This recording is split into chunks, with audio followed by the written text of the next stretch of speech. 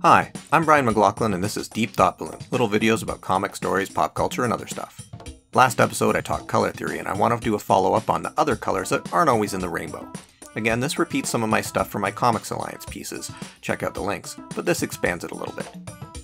That color theory map I showed doesn't have pink on it. There are a few older pink superheroes like Saturn Girl and Cosmic Boy, but most of the more famous superheroes who have pink as a key color come in the last few decades. Pink is often thought of as a girl color, which is ridiculous, like guys can't enjoy flamingos, sunsets, or watermelon. I mean, dudes are so scared of pink they call pink steak blue. It's weird.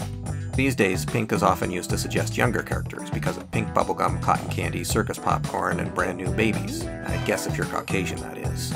And that pink skin thing is how we get to talking about pink classic comic book characters. They're the ones who are showing off their skin. So what does it mean to show off your hero's body? Many of the shirtless or sleeveless heroes are supposed to make you think of a bygone day of savage adventure, the Tarzan-like character who grew up without the bounties of civilization, like disposable fashion and air conditioning. So rugged or barbaric heroes like Hawkman and Hawkwoman, Conan, Submariner, Wonder Woman, and Thor, they all show off some skin.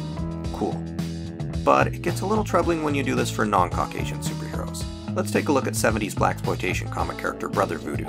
Not giving him a shirt is like calling him a savage, and because he does voodoo, it's calling voodoo a savage religion.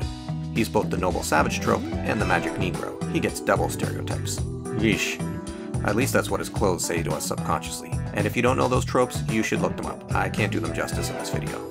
Having a white character who's a savage isn't a big deal, because there are plenty of non-savage white characters, making the barbarians the outliers, not the stereotype. But non-Caucasian people have been called savages by racists for forever, and you don't want to do the Klan's work for them. So think about how you dress your marginalized characters. Thankfully, Marvel redesigned him as Dr. Voodoo, following in the footsteps of Doctor Strange, as the new Sorcerer Supreme, and changed his outfit to be more befitting of a powerful wizard.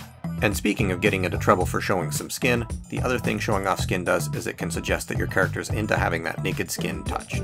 This is useful for when characters are supposed to be alluring, especially if they have powers to spellbind people and make them go gaga for them, like the Enchantress, Emma Frost, and Poison Ivy. But this is a double standard. The enchanting males are Mandrill, Mad Hatter, Puppet Master, Ringmaster, and Purple Man. Notice anything different about them? Why is it that alluring women who trick others into doing their service are half-naked and attractive, and men, with the same power, are ugly, clothed, and often dark or swarthy? It's those recurring villains, sexism, and racism. It's not just enchanting females who have smaller outfits. Superhero women have long had short skirts and skimpier or tighter clothing than men's. Look how much skin they're showing compared to the males in the same group.